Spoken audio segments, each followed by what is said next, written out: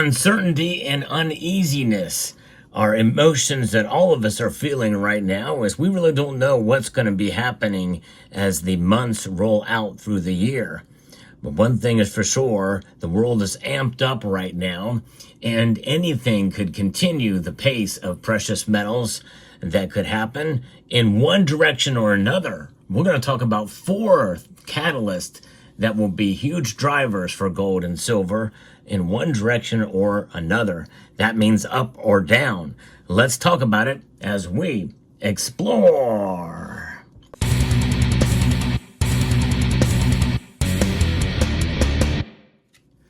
And when the prices go down, that's the best time to look for a deal on precious metals. And one of the places I go is not just because they're a sponsor, but because they have proven themselves to be the low price leader for some products, and that is Summit Metals.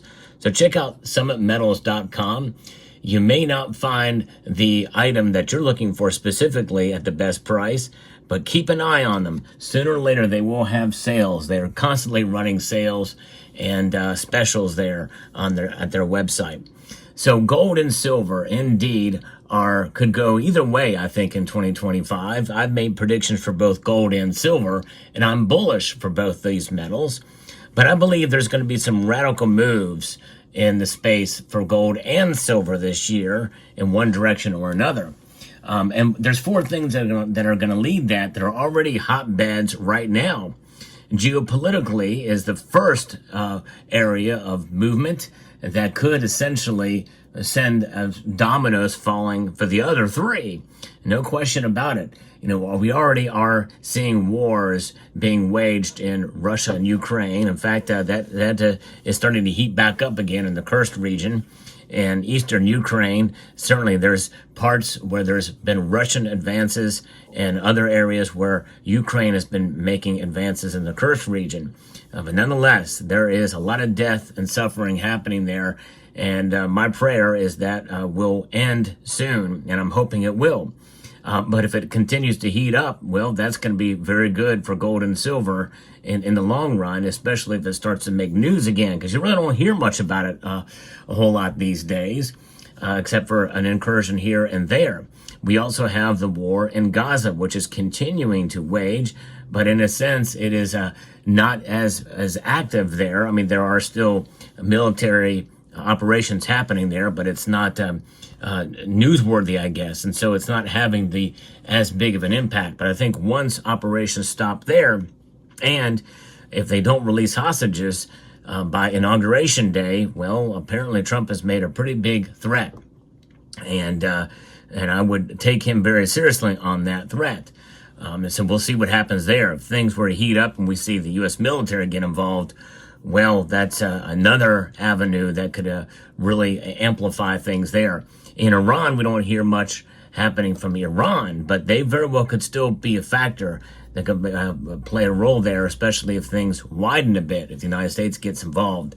We'll see how that plays out. But if they do wind down in both Ukraine and the Middle East in general, and specifically with Yemen and with what's going on in Gaza, then we could see silver and gold prices fall some, maybe even dramatically there. And we also have to pay attention to what's going on in Taiwan. Likely, China's not going to make a move there while Trump is president, but you never know. And so that's an area of the world we need to watch, as well as the South China Sea. And of course, we also have other areas where there's a lot of discussion happening about the Panama Canal right now. And also Greenland and Canada as well. They're obviously being discussed for different reasons. But nonetheless, geopolitics plays a role. We don't know what other events could flame up between now and the end of the year. We're going to keep an eye on it. But geopolitics is a major driver, and has been in 2024, that has propelled gold and silver prices up dramatically. And they could fall dramatically if these areas of geopolitics that we've been seeing, and wars and tensions start to ease. In fact, ease dramatically, and we see peace again. Obviously, I think most of us would prefer that and lower gold and silver prices and see that market stagnate a bit. But hey, we'll see how that plays out. Now, the other factor is economic hardship. I use that term. That's number 2. I use that term specifically. those words, because an economic collapse or a recession is very hard to measure, and likely we may be in it now and not even know it yet. I think recession is defined as 2 quarters of negative GDP growth. And, we very well could see that, but even if we don't see that, we are still heading into some economic hardship with some lower than expected jobs numbers and other things happening. And of course, with the new administration coming in, a threat of tariffs and a potential economic emergency, that may hurt more than help at the very beginning as we adjust to these tariffs. And so we have to be prepared for that, which could cause prices to go up, which is different than just inflation. Inflation is a very specific outcome of the cause, which is printing more of these to cover government spending. That's inflation. And we're still dealing with it. The government is spending a lot of money right now. And also, other nations around the world are starting to do easing programs yet again.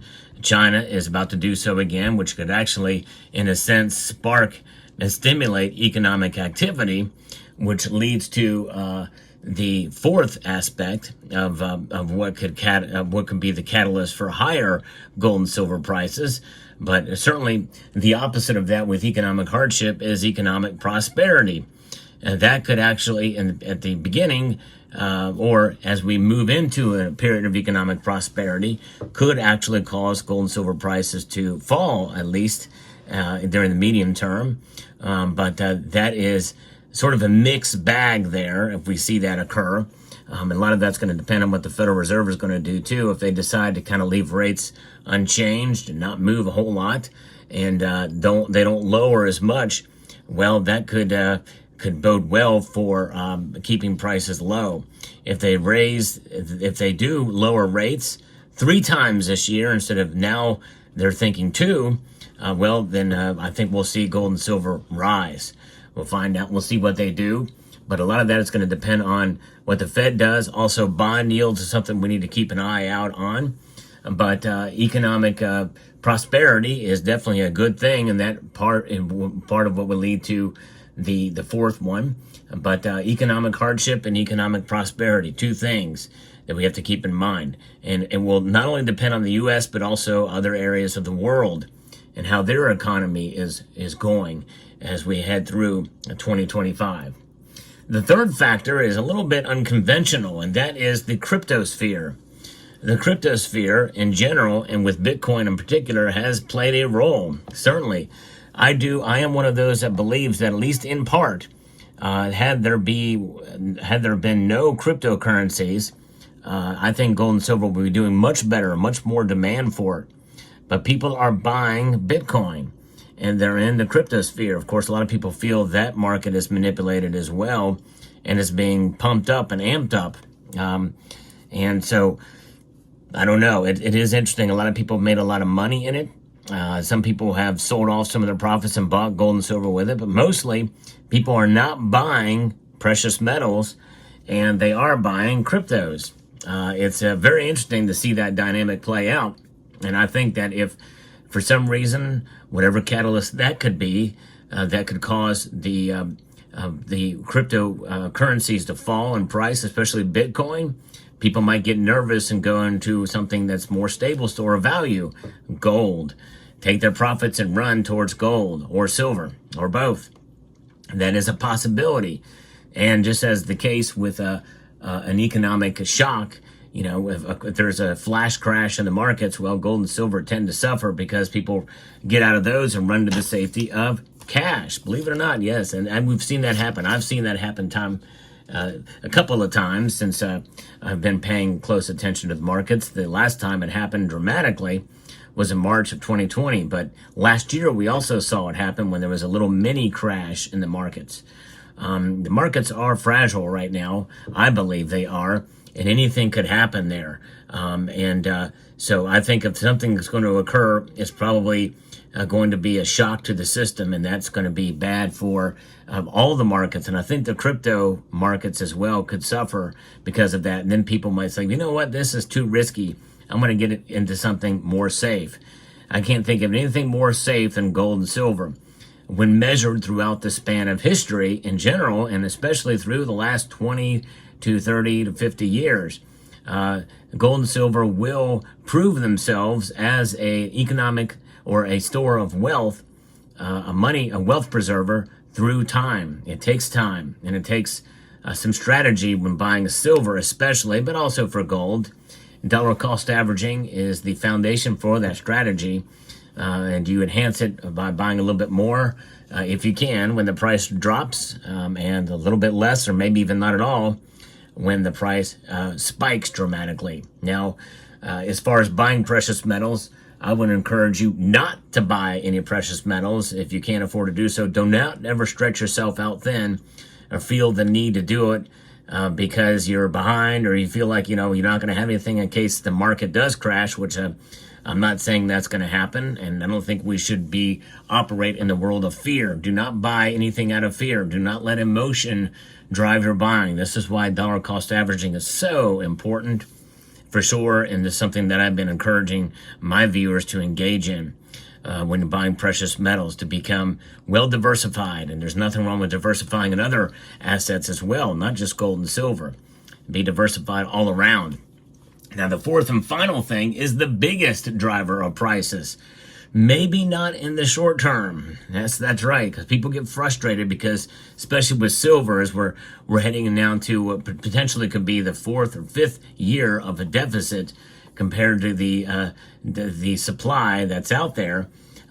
If we see demand drivers really start to pick up with a booming economy, and not only here in the United States but around the world, and especially with stimulus in China, we very well could see silver prices reflect that. And it's about freaking time, right? Because I do feel silver is undervalued compared to gold, but demand also for gold by central banks purchasing gold for their vaults. Yes, that's likely going to continue. I posted a video about that recently. More central bank buying. So those are going to be your four drivers. To recap, it is geopolitics. It is economic hardship or economic prosperity.